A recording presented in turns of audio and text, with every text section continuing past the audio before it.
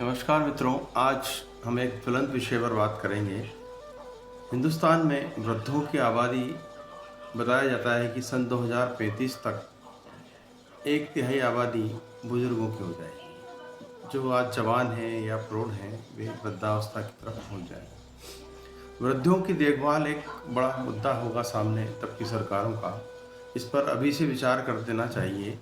हालांकि हमारे पारिवारिक मूल्य, भारत के वो संस्कार ऐसे हैं कि बच्चे बुजुर्गों की सेवा करना अपना धर्म समझते हैं, लेकिन कई मामले ऐसे भी आते हैं जहां पर बुजुर्ग उपेक्षित अपना जीवन वृद्धाश्रम में बिताने को मजबूर होते हैं। 2 फिल्में आई हैं इस तरह के विषय को लेकर। एक फिल्म 2003 में आई थी, बागबान, जिसमें अमिताभ बच्चन, हेमा मालिनी और परेश रावल, असरानी जैसे बड़े स्टार कास्ट थी। और दूसरी फिल्म हाल ही में 2024 में अनिल शर्मा, जिन्होंने गदर बनाई है, गदर फेम अनिल शर्मा ने वनवास बनाई है। वनवास में उन्होंने अपने बेटे को लॉन्च किया है, उत्कर्ष शर्मा को।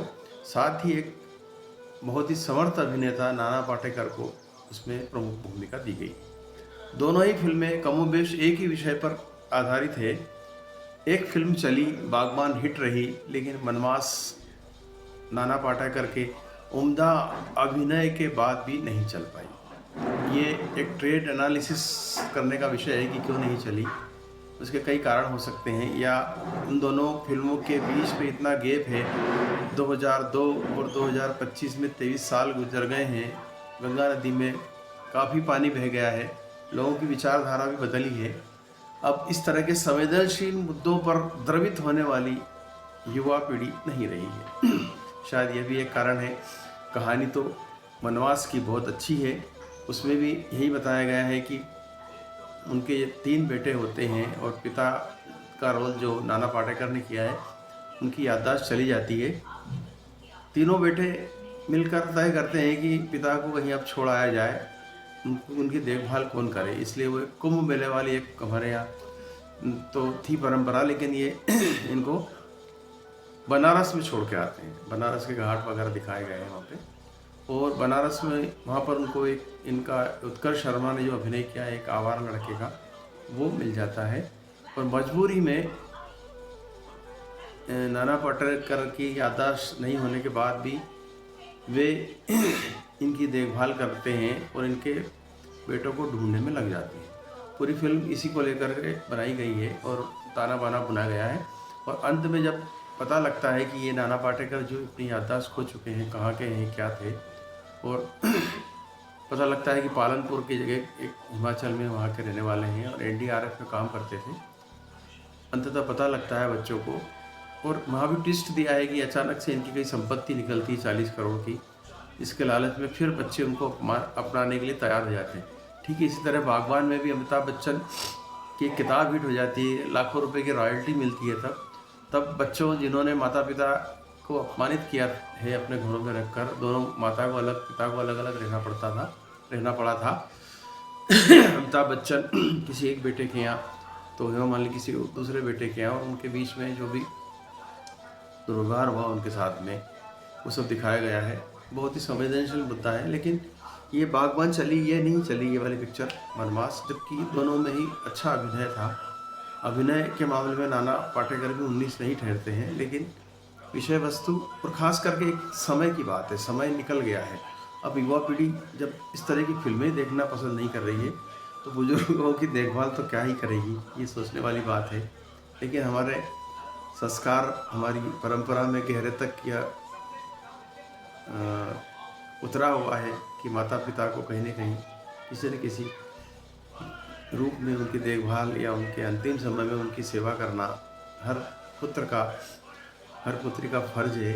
आजकल तो कई घरों में एक सिंगल चाइल्ड होता है, चाहे लड़का हो या लड़की।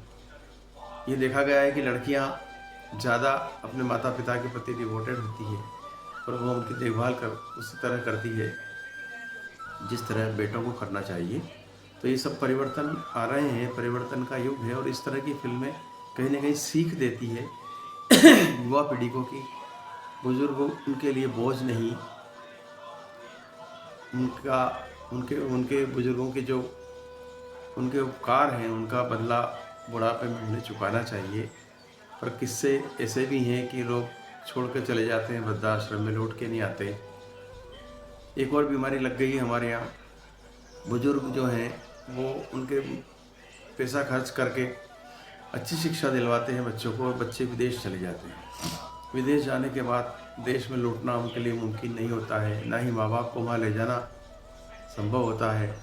माँ बाप जाते भी हैं 4-6 महीने के लिए, तो फिर वो घूम फिर के आ जाते हैं, उनको वो अच्छा नहीं लगता है। तो कुल मिला के बेटे बहू और ख़ास करके जो इसमें बहू वाला पार्ट है वो किसी तरह का बोझ बर्दाश्त नहीं करता, इसलिए अंततः उन्हें यहीं रहना पड़ता है।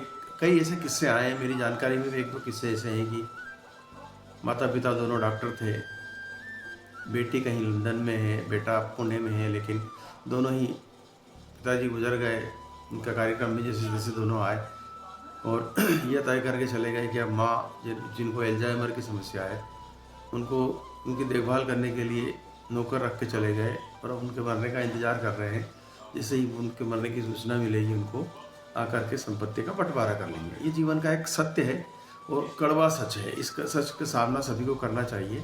तो बुज़ुर्गों को जहाँ तक क्या कहें, बुज़ुर्गों की लिए कोई सीख की ज़रूरत नहीं है, लेकिन स्वयं अपने लिए कुछ व्यवस्था इतनी करके रखना चाहिए कि उन्हें आर्थिक संकट का सामना न करना पड़े। अब शारीरिक संकट में तो संकट आएगा ही, चाहे आपके पास करोड़ों रुपए बैंक में जमा हो, लेकिन आपकी देखभाल करने वाला यदि कोई नहीं है तो फिर आपको कष्ट भोगना ही है। तो ईश्वर से कामना करें कि चलते फिरते आप इस दुनिया से विदा हो जाए, किसी के ऊपर बोझ न पड़े और हो सके तो बच्चों से अच्छा व्यवहार रखें ताकि वो भी हमें याद रखें बुढ़ापे में उनका साथ देने के लिए। बताया जाता है कि बागबान फिल्म में जिन्होंने अभिनय किया और बुजुर्ग का अमिताभ बच्चन, वे अपने माता पिता के प्रति कितने संवेदनशील थे। 1-2 बार उन्हें कहते हुए सुना गया है कि वे अपने पिता डॉक्टर हरिवंश राय बच्चन और तेजी बच्चन की सेवा इसलिए कर रहे हैं ताकि उनके बच्चे भी उन्हें देखकर उनका जब समय आएगा तो उनकी सेवा करें। बहुत अच्छे विचार हैं, इसी तरह के विचार होना चाहिए। समर्थ लोग हैं, अमिताभ बच्चन जैसे उन्होंने अपने माता पिता के लिए घर में ही अस्पताल बना दिया, लेकिन कई समर्थ लोगों को देखा है जो करोड़ों रुपए की संपत्ति पिताजी से छीन ली है या ले ली है, पिता को कहीं छोड़ दिया है वृद्धाश्रम में या यहाँ भटकने के लिए। ऐसा भी नहीं होना चाहिए। तो ये सब विडंबनाएं हैं। ईश्वर बुजुर्गों की सहायता करे, यही कहेंगे।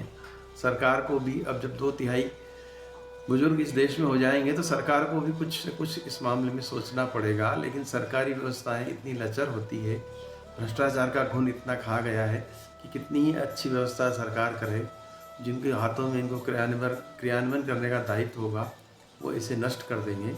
इसलिए हम बुजुर्गों की देखभाल, उनकी सुरक्षा और उनके स्वास्थ्य को लेकर के दुआ ही कर सकते हैं, और क्या कहें। नमस्कार, आज बस इतना ही।